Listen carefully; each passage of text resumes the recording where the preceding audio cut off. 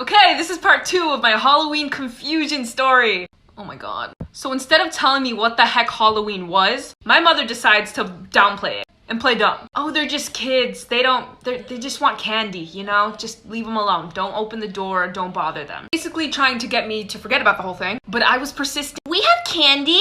I can get them some candy right now. First of all, we didn't have candy. I just remember my dad having some like mints and like these caramel medicine type candies. They were gross, that's all I'm gonna say. So I literally grabbed a chair, climbed to the top of my fridge, grabbed these gross, dusty candies, and then ran to the door. In my head, I was like, ooh, these kids wanna come play. So dumb.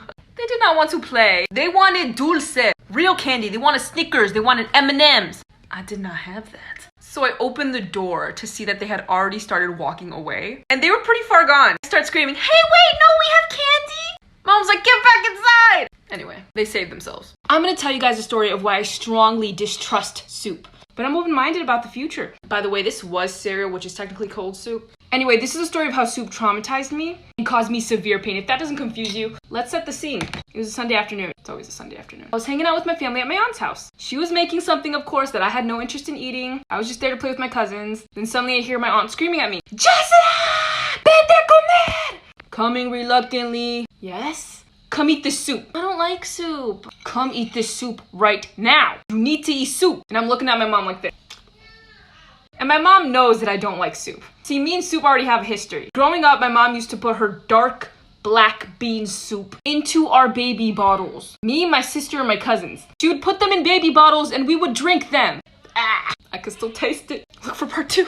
Okay, this is part 2 of my why I don't trust soup story. So as you know, my mom used to feed me and my sister soup in baby bottles, and I don't mess with soup. So when my aunt started trying to force feed me, literal 15-year-old, I protested. Nope, I'm not having any soup, you can't make me. Mom was like, hey, just have a few bites. Bites, it's soup. Just have a few spoonfuls, and then you can go back to your cousin, and you can leave.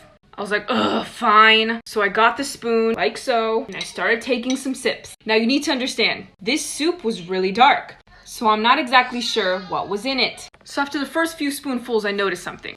That it didn't taste good. Blah. But then my mom told me, you can have one more and then you can leave. Like I'm a child. Latinos, I swear. Fine. I took one more big spoonful, swallowed it. Then I started feeling this pain in my throat. I felt like I was being stabbed. Like something was scraping me and it got stuck there. I started coughing uncontrollably. And I didn't stop. Fall for part 3.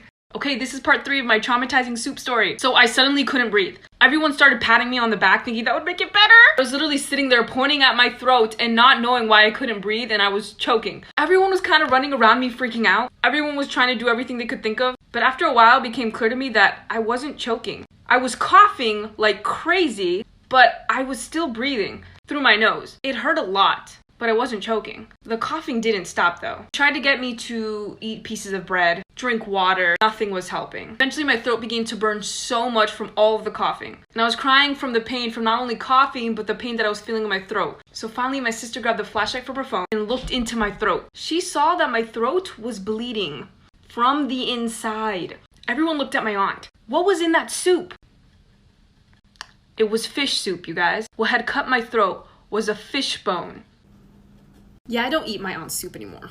I don't trust her soup. So my dad, as progressive as he thinks he is, still thinks women belong in the kitchen. And I have taken years of his passive-aggressive comments about cooking. But unlike my sister and my mother, I'm like him. I'm stubborn. And although my dad is a very scary man, he may be short, but when he's angry, he is 10 feet tall. The other day, he caught my sister cooking in the kitchen. And this is something he says a lot. Finally, you're cooking. That's good, because you're gonna need that when you get married. What are you gonna feed your husband? And my sister kind of just smiles and like shakes her head. And I'm standing there looking like this.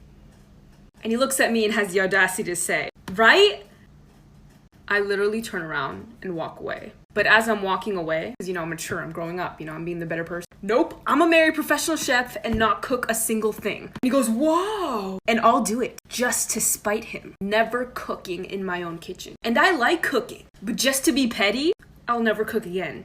I'll do it, test me. I'm gonna tell you guys about my first time in a Target. And I'm gonna try to keep this in one part. I look back, this is honestly embarrassing because I was used as an example of what not to do by a stranger for his kids. Let me explain. Okay, so we never went to Target. There's not one in my city, there's not one near me. My family's strictly Walmart people. You guys already know Walmart is an amusement park. So when we went to Target on a random Sunday afternoon, As a child, I'm like, new amusement park. I had no idea what this place is. Everything's red. I don't know. Me and my cousins, we immediately lose our minds. Start running up and down the aisle. We get lost because Target is impossible and it's a maze. Seriously, look it up. It's designed to keep you in there. But finally, we found what we're looking for. The chip aisle. And what do we want? The party-sized bag of nacho Dorito, which was on the top shelf. And using our problem-solving skills, we begin to create a pyramid. The three of us create a pyramid. I start to climb, and then I begin climbing up the chips. Suddenly, a family walks by. A dad and his kids. They look at us. We look at them.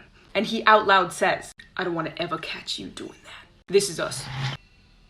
I'm going to tell you guys about how I learned that Latinos speak in front of white people or Americans.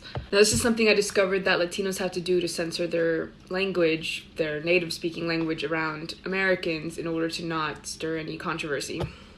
So I don't really remember if I was sick or if it was like bring your kid to work day. I don't really remember what the situation was. But at the time, my dad worked for a cable company. He installed cable boxes, things like that. He would go into houses and he would do this. Now I was little and I was with him for one of these jobs. Now I speak Spanish with my parents. What we speak in the house, it was my first language. It's the language my parents are both most comfortable in. How we express ourselves. So my dad introduces himself to the customer, says hello, explains what he's gonna do, all that jazz. And I asked my dad a question in Spanish. My dad answers me in English, and I was surprised. My dad never speaks to me in English. Ever. I used to get in trouble for speaking in English to him. And he was all smiley and happy when he was speaking to me too. And I was like, what the heck is going on? So then he pulled me aside. Part 2 comes. How to sneak into the movies for $1. Or more specifically, how I snuck into the movies for $1. This is what you're gonna need. $1. Okay, but seriously, this only works during the summer months. But Regal and AMC have this dollar summer program. It's usually on Tuesdays and Wednesdays. And it goes for like the entire summer from like June to August. And it's $1.